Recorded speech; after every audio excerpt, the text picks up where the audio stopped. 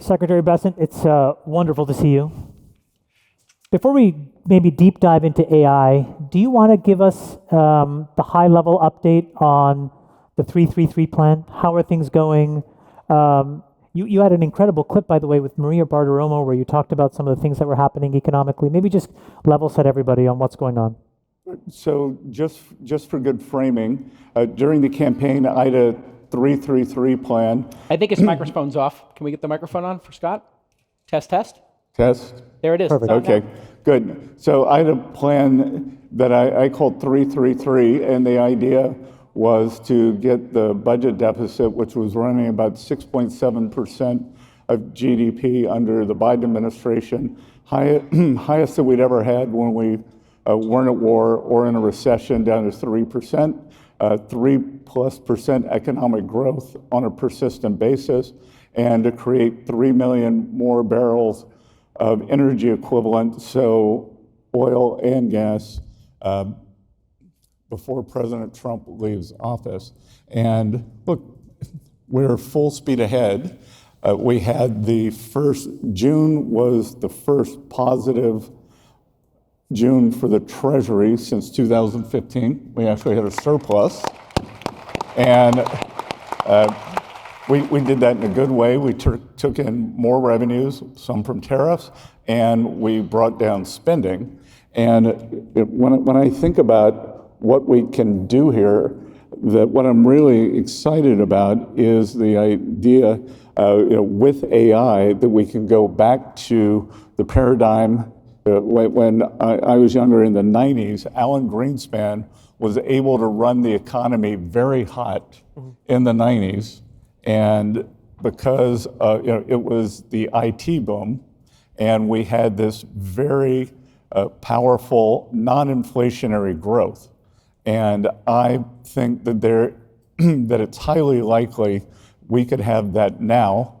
And so that kind of growth would bring down the deficit very quickly. There's been a lot of talk today about the amount of CapEx spending that needs to go into AI and all of the jobs that it creates. And you posted as well, actually, a couple of days ago, and you talked about that there's just been an inflection point that you've seen in CapEx spending, sort of as a steward of the U.S. economy. Can you tell us about what's happening? So it's combination, and it's a barbell. So I've been in Pittsburgh twice in the past 4 weeks. 4 weeks ago, I went with President Trump when he announced the U.S. Steel, Nippon Steel deal, substantial investment by Nippon Steel into an old, very important industry. And then last week on Tuesday, there was an AI summit in Pittsburgh, all the big players, and Pittsburgh is a natural location for AI, lots of cheap energy. Carnegie Mellon, Pitt are there. And so it was very interesting to see the juxtaposition there. But we are seeing this incredible CapEx. The hyperscalers have obviously been in an arms race, kind of the big five, the big seven. We estimate that is approximately 1% of GDP a year. Wow. So $300 billion. Wow. That's being spent on AI. And in my perfect world, which never happens, we would go through this big CapEx boom, and then sometime in 26, the CapEx boom would hand off to a productivity boom. I mean, it's an incredible thing because it's sort of, you alluded to this a little bit earlier, but it does violate a lot of economic theory in the sense that it just hasn't had the negative pernicious effects. Do you think is that a yet thing, or do you think that we're in a structurally different kind of economy now? You mean the AI boom? Yeah. Well, look, we've seen throughout history that technology can drive these things. If you go back, I'll talk about the ones I was around for. I was not around for the railroads, but but I used to teach economic history.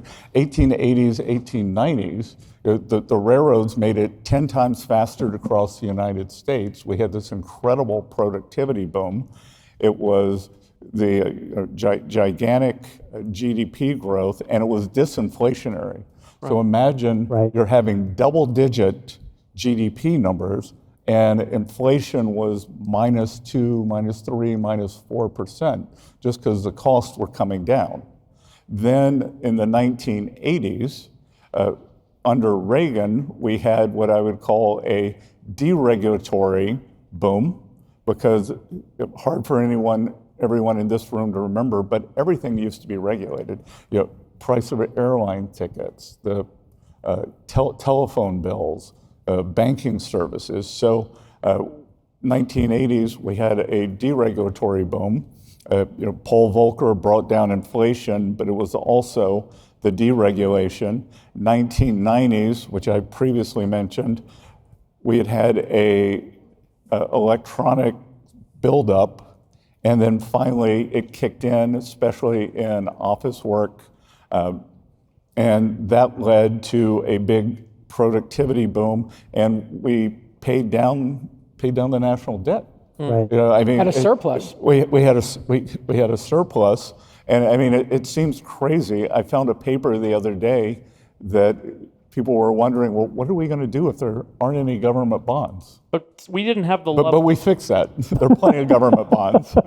But I do think there's a chance now that we could have this growth acceleration, and if I'm shooting for 3%, but I can tell you the trajectory of the debt path really changes, and if we can also have lower interest rates because it's non-inflationary, and I think the Fed's going to have to be open to this idea. So let me ask two questions on that. The first is the examples you gave, we didn't have some of the tariff since we last talked, several of these trade deals have been negotiated out further. You have better clarity probably on what the tariff rates are going to be.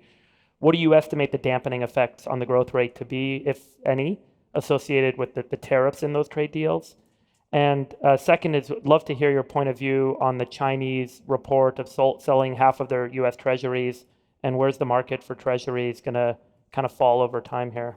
So two parts. To address the interest rate. Yeah, so I think that in terms of I'll take the second one first. We expect that the Chinese will slowly divest, but with the passage of the Genius legislation last week, I think that we could see several $1 trillion of demand for T-bills, because the way the legislation works, it's under 90 days. And I think that that's really going to lock in the US dollar in terms of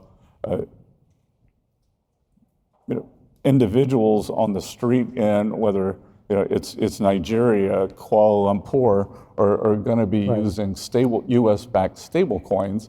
And if I think about the alternative, if you think about a central bank digital currency, China, Euro, or ECB, or even Canada, a lot of you will remember during COVID, the Canadian government, they didn't like what some truckers were doing, and they seized and froze their bank accounts. So with a central bank digital currency, you could put out a mean tweet. Not that any of you would ever do it. But if you put out a mean tweet... No one up here is known for doing that.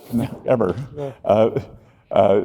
That if you have a government backed, then they can shut you down, as opposed to this kind of unbridled choice that consumers are going to have for US dollar stablecoins. And on the first question about growth rates being hampered by tariffs, is the revenue you're seeing offsetting effectively the rates?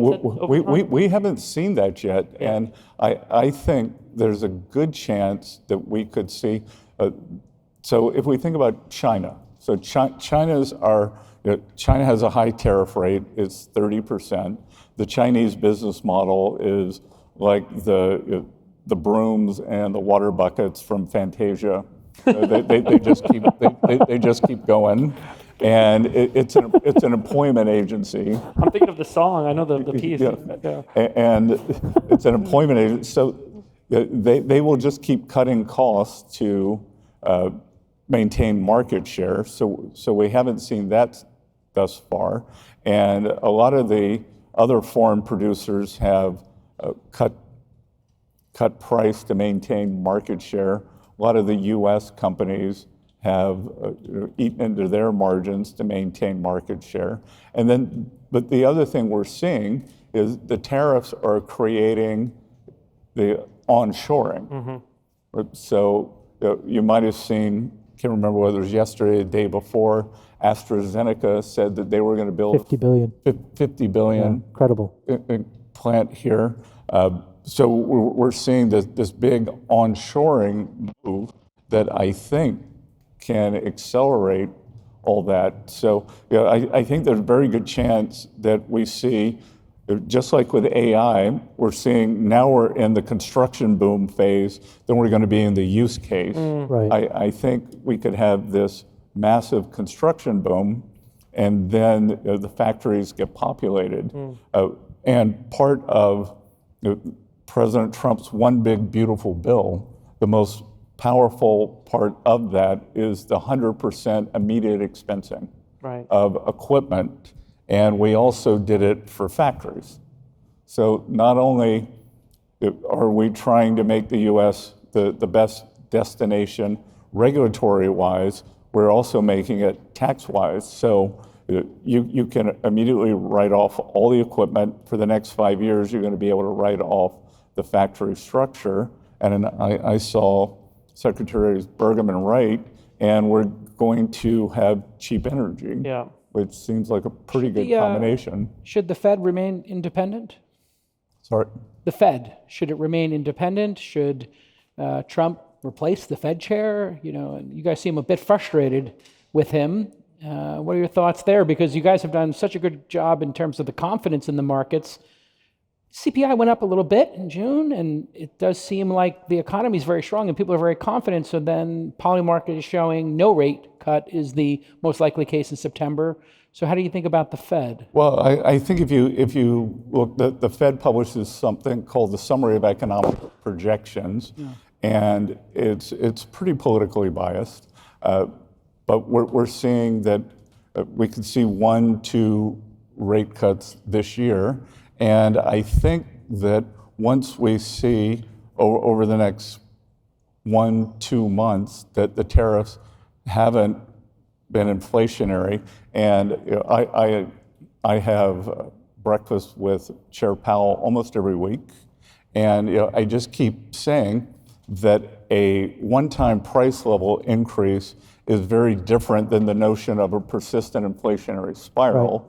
Right. I think that we used to say TDS was Trump derangement syndrome.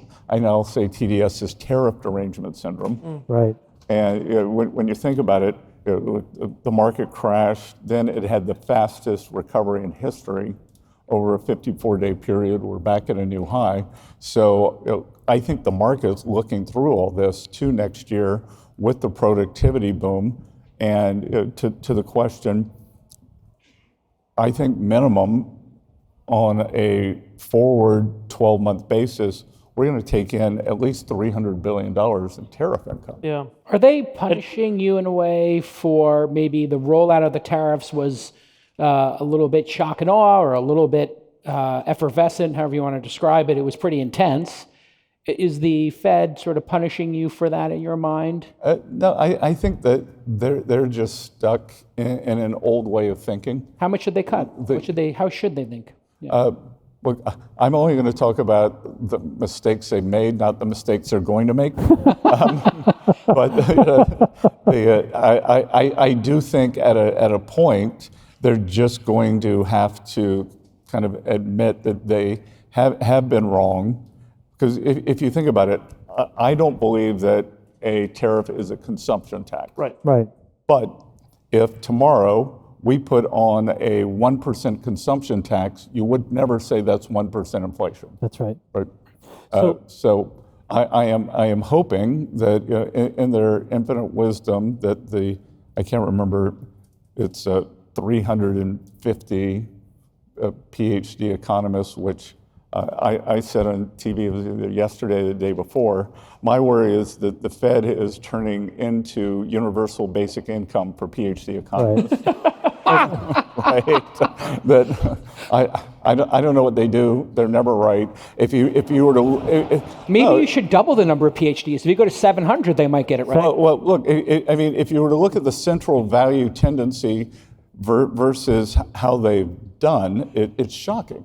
Right. It's shocking. You know, I said, like, if air traffic controllers did this, no one would get in an airplane. They do seem to put a little tailspin on everything. Yeah. Last question, maybe as we wrap this up. Secretary, as an economic historian, maybe just very briefly tell us the lessons of these previous economic expansions, technological booms, what we need to learn from those things, whether it was railroads or whether it was the agrarian revolution or the industrial revolution, so that we don't screw up the AI revolution. What are the few critical things we need to do right? Well, I think the most important thing that we are doing is getting out of the way and setting the conditions for it, because I would say one of the surprises that I've had, and I've had a lot of them, you know, when I went from civilian to public servant, has been that in the U.S., we've made it so hard to build things. Right. Right. And it's just very frustrating. I'm sure Doug and Chris will talk about it, but this idea, TSMC wants to build a gigantic fab system in Arizona, and I think it might be able to produce up to 7% of the chips that the United States needs. And they're dealing with local building inspectors who said, and evidently, these chip design plants are moving so quickly. You're constantly calling an audible, and you're saying, well, like 3 months ago it looked like this, but in 18 months we've now decided it needs to look like this. And you've got someone saying, well, you said the pipe was going to be there, not there. We're shutting you down. Right. So, and just the level of permitting. We always talk about how, I think I may have even talked about it on your podcast, how Germany had deindustrialized. Yep. Right. We have made the decision to deindustrialize through our environmental regulations. And I think the most important thing we can do is make it easy to build things again and stay out of the way and not over-regulate. Secretary, thank you very much. Thank you guys for being here. I know it's been a rushed afternoon. We did not expect the incredible turnout that we've had, but thank you both. You're the chair and the vice chair of the National Energy Dominance Council. We've talked at length today about the boom underway in AI. We've talked about this on the podcast. The U.S. energy production capacity, electricity production capacity is about 1 terawatt today, growing to an estimated 2 terawatts by 2040. China's going from 3 to 8. They're adding in America every 18 months. Maybe you guys could just give us an update on the National Energy Dominance Council, how that work is going to try and accelerate energy production in the United States to help enable this AI boom. Well, happy to do that, and I just want to say again, thanks to the All In for pulling together this amazing team. And Hill and Valley. Yes. And Hill and Valley too. Thanks, Christian. Yeah. When we look back on this day, when historians look back on the challenge of our times, which is like the summit called winning the AI arms race, I think one of the things they're going to conclude is that the reason why the United States won the AI arms race was because of President Trump. And I'm not saying that as a political statement. I'm saying that the policy of the Trump administration is more energy fast and an understanding of how important it is for the AI arms race. And so with that, as you've just outlined, we've got a huge challenge ahead of us. China is deploying everything. I mean, they added 94 gigawatts of coal last year, 1 gigawatt's Denver. They're over 60% of their power is still coming from coal. They're just pouring that on. The Wall Street Journal ran an article yesterday talking about what a great job that China was doing with EVs and with solar. I read the whole article. They never mentioned coal. It's 2/3 of their electrical power. And so then just by definition, I mean, 2/3 of the EV cars in China should have a bumper sticker that says powered by coal. So they are, we're in a race of our lifetime. They're also doing nuclear, they're doing hydro, they've got no permitting issues. I mean, they build a hydro dam, it'd be like the equivalent of us putting a dam on the Grand Canyon, what they're doing on the Yangtze. So we've got real competition. We can lead in technology, but we haven't been leading on electric production. So the National Energy Dominance Council, part of the job that Chris and I have is helping through cut red tape, produce more electricity, whether it's hydro, geothermal, nuclear, and of course, LNG, natural gas is a key part of this, and then bringing back coal and making sure that we stop shutting down base load in America has been a key part of what we're doing. Yeah, just to riff off that, where United States gets electricity today, in order, natural gas by far, then nuclear, then coal. Those three sources are 75% of US electricity, and 90% of what matters, which is electricity that's there, whether the sun's shining or the wind is blowing. But we had, in the previous administration's plans, to remove 3.5 gigawatts of hydropower. We're going to stop that. There's plans between now and 2030 to close 100 gigawatts of power plants, 100 gigawatts. And we're stopping most all of that. Yeah, I see the head nodding, right? If we need to add 100, after the meetings they had this morning, I think it's more than 100 gigawatts in the next 5 or 7 years, the first thing to do is stop subtracting 100 at the same time you want to add 100. But I think America became great by big, bold people making big, bold investments. That's where we got here. And then we've just drifted off track the last bunch of years and made it so hard to build something, so easy to stop something, and just a crazy love affair with intermittent, unreliable energy sources. You're talking about solar. Why are you so down on solar? This is the cheapest thing you can install. Batteries are here, and they're being produced at an incredible rate. Why are we so anti-solar? Or why are you so anti-solar? I'm not anti-solar. Well, why do you keep saying then that, like, this unreliable solar? If you put batteries on it, it's totally reliable. If you take all the batteries in the United States, you could store 5 minutes of power. 5 minutes. Of the entire country, but if we've had many days in California and in Texas where solar's been the majority of it, so why are you so down on solar? It can be the majority on a sunny day in the summertime. Yeah. That's not what matters. In PJM, where we are right now, at peak demand this year, 97% of electricity, wind, solar, and batteries delivered 3%. That's when it matters. If you're 20% Wait, you're on average... cherry-picking DC? You're cherry-picking DC. Let's talk about California and Texas. These are very voluminous states in terms of population. Absolutely. Let's talk Texas. So the peak demand times in Texas have been cold spells, they're high-pressure systems in the wintertime. Yep. Wind and solar go on vacation. They're 35% of the capacity in Texas, 8% of the delivered power at peak demand. Talking about 2 weeks. I live in Texas. Yeah. But those are the 2 weeks that matter, right? No, the other 50 are the ones that matter, actually, but sure. In Uri, when they weren't ready, over 200 people died. We don't want people to die. We want the lights to go on when people need them. And it's the system cost that matters. If you're not there at game time, all you are is a parasite on the systems that is there at game time. Let me redirect this back to AI because... Good idea. Good idea. So... If you actually forecast the growth of just the servers and then the robots and all of these things, we're going to need terawatts and terawatts. That's on one side. And so the obvious solution would be to build, right? To drill, to do what we need to do. And then on the other side is this latent fear that some people have that this will somehow upset the apple cart, sustainability, the climate, etc. How do we create the logical bridge so that people really understand that this is all possible, that this is not going to destroy the earth, and that we can get this abundant energy, especially because, as you guys have said very well, if we don't do it and somebody else has marginal costless energy, they will de facto win. So how do we frame the argument so that people can understand this better? Yeah, I've been writing and talking about that for 20 years, and you're 100% right. And to me, it comes down to the same thing AI is focused on, which is on data and facts. Right. We've increased atmospheric CO2 by 50%, 100%. It absorbs infrared radiation. It's been a force for warming. That's all true. But if you look at the trade-offs on it, it's not in the top 5 problems the planet focuses. And what has been the biggest source of decarbonization, not just in the United States, but globally, has been market forces. Cheap natural gas has displaced coal.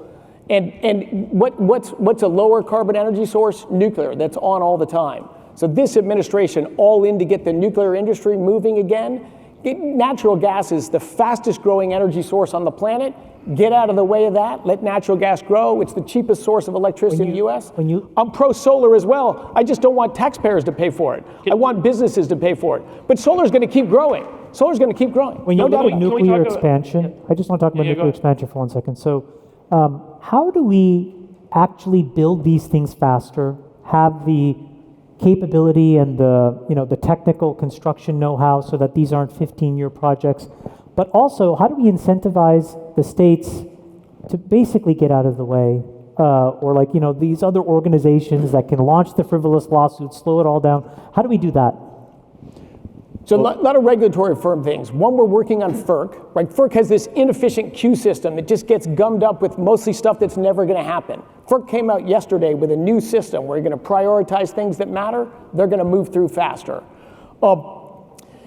You saw the Supreme Court decision on NEPA. We got to get NEPA back to where it was, a process check on the environment, not an avenue for lawfare to stop things and kill things. So there's structural changes, there's just common sense reforms. We're going to get rid of Clean Power Act 2.0 that says you're going to have carbon capture and storage, 15 years out on any. Natural gas is what's going to power AI. Let's just be honest. What's going to be the main source of new electricity in the United States by far and away? Natural gas. Just because it's cheapest, fast, it's reliable and dependable. Solar is going to play a role, nuclear is going to play a role, hydro, geothermal, stop closing coal, lots of pieces, but it's dominantly going to be natural gas. It's the fastest growing energy source, not just in the US, but in the whole planet. There's a reason for it. It's cheap, it's massively abundant, it burns clean, the machinery lasts longer than machinery burning oil or coal or something else. But it's let businesses. Doug and I are not here to tell anyone what to build and what not to build. We're here to get roadblocks out of the way so capitalism and consumers and investors can decide where capital that's the good flows. news. Solar is cheaper than coal plants, right? So Okay, so some of the it's just a fact. the scalability of nuclear. Not as simple as that. Yeah, the scalability of nuclear, I think, is unbounded. And what we've seen in China in the past couple of years is these Generation 4 nuclear reactors. This pebble bed reactor is probably the most elegant, beautiful energy system designed in human history. It's incredible what it can do, the scalability, the cleanliness of it, how it works. We have no effort in this country today to build and deploy Gen 4 reactors because there's no economic incentive. The path to get there is so far, the cost is so high. What can the Energy Dominance Council, what are you guys doing in your roles to make Gen 4 reactors? Because everyone's like, go back to the AP1000, these old Westinghouse designs from 50 years ago, and build that for nuclear. Why can't we build for the future? And what can we do to create the incentive to make this work? We are all in I was on going to say, the one thing that's already happened, if people are interested in nuclear, which doesn't help us in the near-term race that we're in, the near-term race, as Chris said, is going to be won by us getting natural gas power online and stop shutting stuff down. But President Trump signed 4 executive orders on nuclear about 6 weeks ago, and there's been a flood of capital, fresh capital coming in. We've got a bunch of venture capital going towards, over close to a dozen different SMR startups. There's a lot of interest going on in that field. Chris's work with the national labs, redirecting that. Nuclear's got a future, but it's not the thing we need in the next 24 months. Right now, that's got to keep moving ahead. President Trump's executive orders help that, but we've got to get focused on getting more power right now. Nuclear is the single biggest issue I work on. We will have 3 next generation Gen 4 reactors critical in Idaho National Lab next summer. We're supplying HALEU, the fuel for these next generation reactors, we've already committed to 5, and we'll give it to a dozen of these next generation reactor companies. We worked in the One Big Beautiful Bill to keep in the nudge, the tax credits for nuclear, because the government smothered the industry and killed it for 3 decades. Even a free market guy like me thinks we need to get a little help to get it started. How far away are we till it's free market running? Probably 10 years. 10 years. 10 years, because it's just a learning curve. With the small modular reactors, you got to build up the supply chain. You got to build them in volume. The cost can come down dramatically. And as you but guys, the first ones won't. as you guys look at your energy demand curves, do you account for this revolution happening in physical AI? Because every time I look at it, it's data centers this and buildings that, but no one talks about physical AI, which is batteries in robots. And some people are estimating hundreds of millions or billions of these things being built and run. Trillions. Is this part of the energy calculus as you think about demand? It is a meaningful part of it. And yes, the more you look at that, the more you see increased consumption of energy there, and the more excited I get. The more we can build things at scale, the better we can get the economics. One other data point. We put out at the Department of Energy, we got 16 locations to build data centers. We said, who wants to come build one? We'll permit them right away. We'll help you build power generation right next to it. We got 300 responses. We will announce tomorrow the first 4 of those sites that will be developed, and then you'll hear many more coming behind that. How do we solve the supply chain issues around the turbines and the other enabling technologies that we need for things like nat gas? Because I agree with you. I have a data center project in Arizona. It's a gigawatt. It'll be $25 billion of capital, but we're stuck in this weird situation where onshoring the nat gas turbines are extremely difficult. Then you see certain people will just buy the nat gas entire plants and then ship them over. So how do we solve the supply chain constraints to generating the energy we need? Well, I would say if again, back to the immediate need right now, we need more power, and we need power for factories that are producing AI, like using Jensen's word, which I think everybody should stop saying data centers, because a data center, if you have a data center the way America thinks about them, you're processing a shopping claim, it helps the seller, the buyer, and maybe a third party. If you're processing a healthcare claim, it's a provider, a payer, and a patient. But in an AI, it's general purpose technology. Right. We're actually literally manufacturing every day over and over more intelligence. And so that's different. It's not data centers, it's AI factories. And we've taken a look at NEDC, at the supply chain. If any of you are trying to build an AI factory and you need power and you haven't talked to Chris and I and our team inside the White House at the National Energy Dominance Council, you need to come and talk to us, because we're mapping out, talking to everybody in the industry. We're a neutral party, but we're saying here's where the shortages are. We've talked about things like the Defense Production Act. We've talked to companies that are producing turbines. Everything we're doing, we say, hey, you've got to amp up, because some of these people are sleeping on the sidelines and they don't think there's going to be real demand. And we're saying, if anything, the demand is underestimated. So we're trying to jack up the supply into the supply chain, but please contact us. We're there. Think of us we're not a group that writes papers. We're a group that helps people we help people build projects. That's what we do. Awesome. Can't wait to visit. just build a data center, JCal, and you'll get an invite. Christian, go ahead. So AI factory. AI factory. Somebody else can build data centers. Go ahead. We got enough data. Secretary Burgum, Wright, can you, as we finish up, hit on the point we were talking about a little bit earlier, which is that you take a step back, the focus here upstream on these prioritizations from energy to critical minerals is not just you have a new market, obviously on the AI side, and there's huge demand, and this build-out is important for national security, this build-out is important for winning the AI race, but the derivative impact is what's most interesting, right? These are thousands of jobs, tens, hundreds of thousands of jobs, and then on any of these manufacturing build-outs, particularly in factories, nuclear capabilities, they're going to lead to usually 10x the amount of indirect jobs as well. Back to Chamat's point on the supply chain for these things. Can you talk a little about the job impact now that we're seeing, and then if we're successful here in this build-out capacity, how many jobs are we talking about? How much can we actually help the middle class here? Well, it's a fabulous question, Christian, and I'm so bullish on the U.S. economy because as our friend Scott, who was just on here before us, but I mean, you take the combination of lower taxes,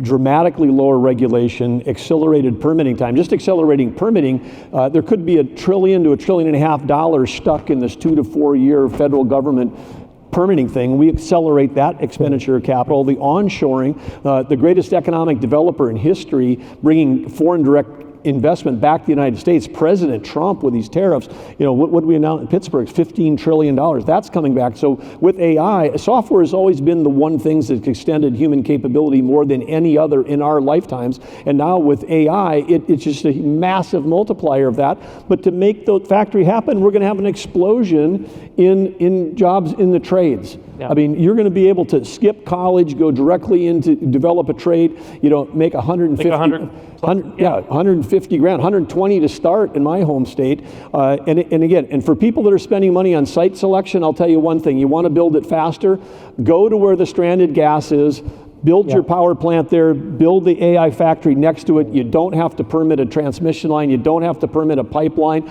Those are the two things. Linear infrastructure has been weaponized by the people that are opposed to energy development in this country. They weaponize the blocking of those things. I say pipeline, you say protest. 100%. So go to the same place and co-locate. President Trump himself has said in speeches, we're going to let you operate off the grid. We can build all this stuff and keep rates for electricity for small businesses and consumers down because we've got to add to the supply. But, which if you're going to go to where the gas is, there's sweet places to go, the Marcellus, the Permian, or the Bakken, and you can save tens of millions hiring site selection guys. Go find the people with stranded gas and get going. Great. All right, well Secretary Wright, Secretary Burgum, thank you for being with us. That was great. That was great. Well done. Thank you. Really great. Nice to see you, brother. How's everything? Hey guys, good to see you. Hey, Jake. Welcome back. Nice Thanks to for see doing you. it. How are you? Nice to see you. Howard, I noticed you had that incredibly smooth, refined tequila at your birthday. How was it? Take us did. through it. Every We have sip. 14 minutes. Just let's get to it. Let's get to it. Yeah. Smooth. Yeah. Well, thanks for Great being here. aftertaste. Jacob's gonna kick us off. So the White House just rolled out a massive deal with Japan, which obviously plays a critical part of the semiconductor supply chain.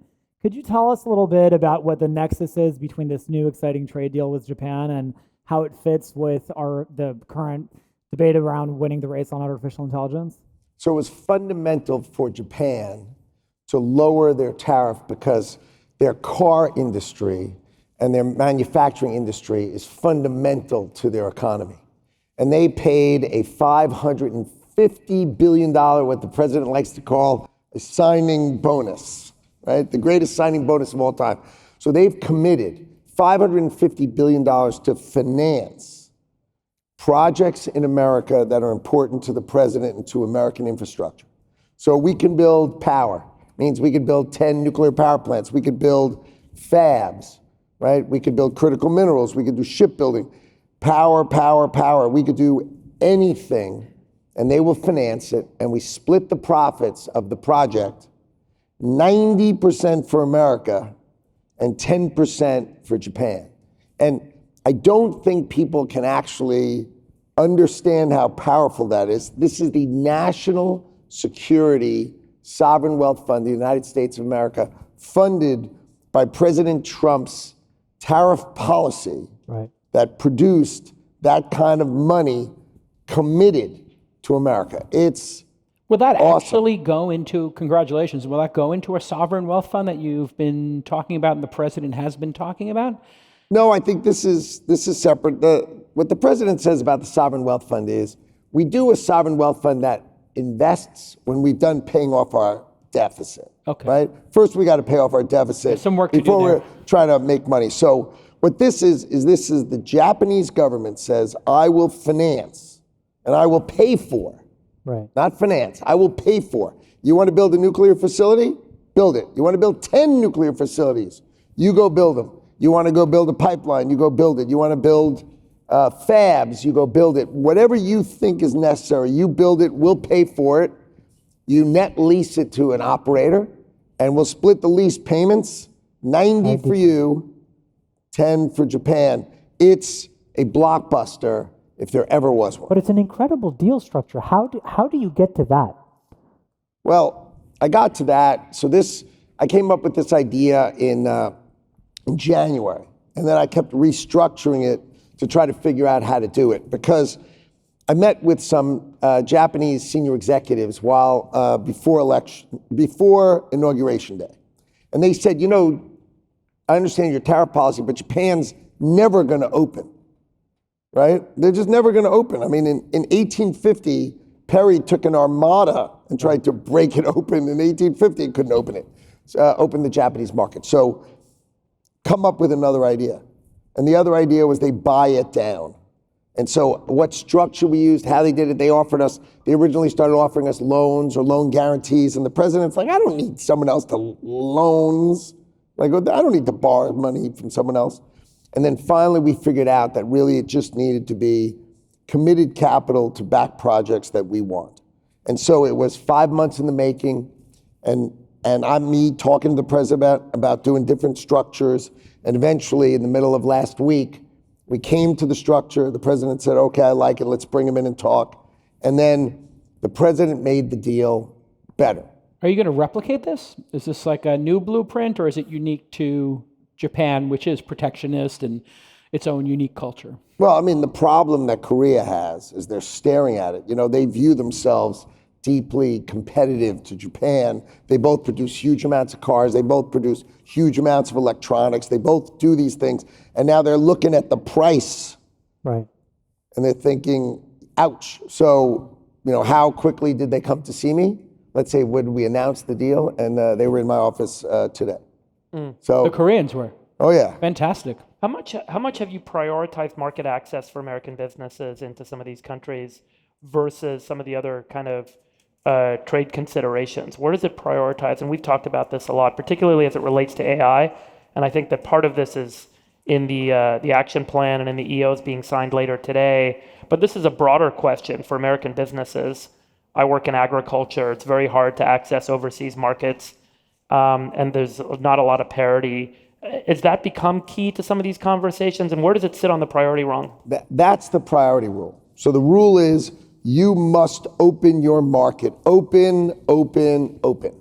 And let's be clear, these markets have never been open. We have Stockholm Syndrome in America. These markets have never been open. There's tariffs. There's non-tariff trade barriers, like you can't sell an American car in these locations, whether you want to or not, you're not allowed, or they won't buy them because the seatbelt is like this, or this is like, they make these rules. Right. So we are demanding the markets are open, and the issue with Japan was they were never going to open it. So what are we going to do? And the answer was, right, that's where he came up with this, signing bonus, right? So They reciprocity invested. or something interesting if Correct, you want but now- something more bespoke. Vietnam, completely open. Indonesia, completely open. Philippines, mostly open. Small deficit, relatively higher tariff, right? So it's all, there's a sort of a lot of levers, and you pull those levers. When are you going to wrap all this up? This has been like a really shocking, and now I think kind of, more mundane, methodical approach. So when does it all wrap up and we can kind of put the tariff issue behind us? Okay, so on August 1st, whatever hasn't been settled will be settled. You get And the the bill. tariffs go into effect, right? So all this 10%, they'll all just pop up to some higher number. He sent a letter to a lot of people, right? And now nothing stops them from negotiating the next day, but they're paying on that day. So that's next Friday. I mean, that's not that far away. So we're very busy because a lot of people are now coming to the table with their best offer, but the price has gone very, very high. And let's be clear what that price is. You will open your market to America. You will open it to ranchers, farmers, fishermen. You will open it, you couldn't sell lobster to all these places. Like, for instance, Indonesia is completely open except for 2 products. Muslim country, no pork, no alcohol, right? We're talking India, obviously no beef, right? I mean, you do things like that. You say, but we need it open. If they don't want it open, there's your tariff. It's 26%, 27%, 31%, 19%, whatever it is. And then if you decide to open it later, come on. But that's what we're doing. You'll find out over time what other kind of regulatory processes they have put in place. This is always the issue. When any of us work in foreign markets, you've worked in foreign markets, so you go in and then you find out, well, there's this thing I got to do. And this thing takes 18 months or 36 months, and they make it hard to get the permit or the whatever you need. There's always a way. Does this become like a continuous policing exercise for your department? And how does this become part of American trade? Like, is this an ongoing kind of iterative process here? They've bought their tariff rate down by opening the market. So if they mess with that, they're messing with the president. And I don't know if you guys have seen him on TV, but that doesn't really work well. Yeah. Okay? So the idea is he's making the deal. He's closing the deal. So the way we talk about it together is I set the table, right? And he closes the deal. And he is the best negotiator because he's done this his whole life, and he's the president of the United States. So that's an amazing power, and he wields it to get the best deals. Well, for let's American talk people. about the big issue, China. Where are we going to wind up with China? Reciprocity, TikTok, the whole shebang. Is this going to be one big grand bargain? Taiwan, TikTok, there's so many issues. Is there any way to thread the needle on this? I think the way I think about China is draw a line, okay? There's below the line, like they sell us baby clothes, and we sell them soybeans. That stuff, we need to do more of it. We want to buy more of that. They want to buy more of ours. We need to open that, get this détente stuff, where we're just flowing below the line. Got it. Above the line would be, our best chips, Blackwell chips, 200s and 100s, right? We don't want to sell them our best stuff. They don't want to sell us hypersonic missiles either, right? We would say, if it was open, we'd say, well, let's take a couple of your hypersonics. Let's see what you got. Sure, yeah. Right? So that's not happening.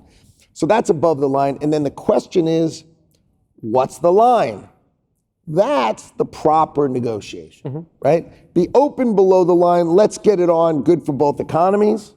Above the line, we're competitors. Let's just call it what it is and stick with it. And then what we can really negotiate when we're together is the line. Where's TikTok in all this?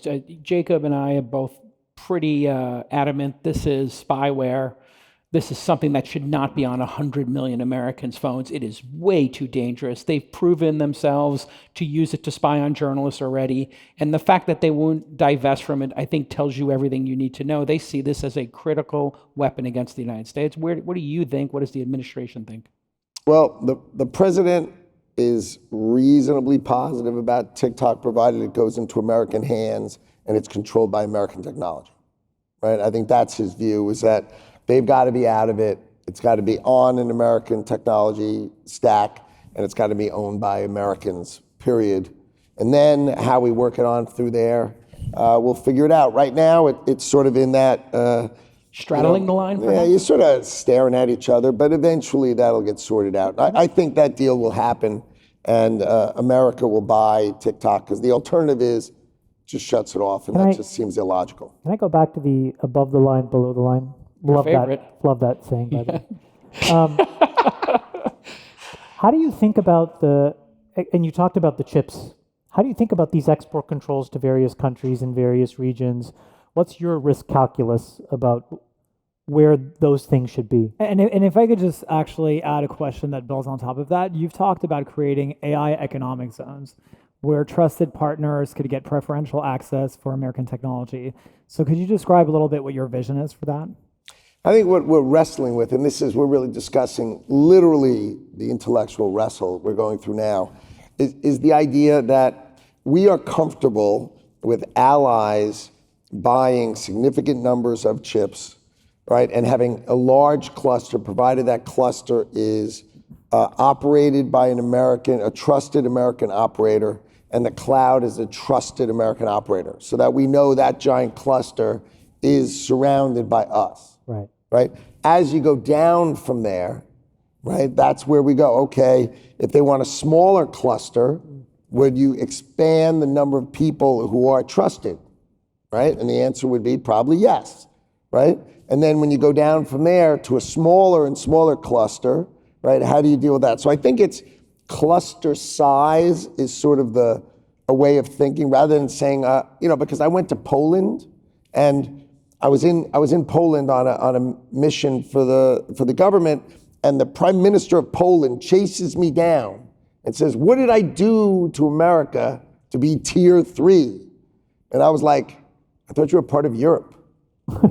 Like, I didn't understand what it could possibly be the issue. So I think the answer is ally or not, right, cluster size, and who controls it or not. Yeah. I think once you sort of wrestle with those ideas, and anybody who has ideas along those lines, and you want to come and talk to us about it, because this is really the thinking right now, and we're sort of debating that right now. Howard, I just want to say thank you it's so great to have a sharp negotiator and such a creative mind representing America. It makes me feel like really great about the 90% administration. carry. There may Yeah, never I be mean, a fund that has how do ever, we get 90% carry? I carry. love it. It's Yum, yum. It's I love that you're a New Yorker, yeah?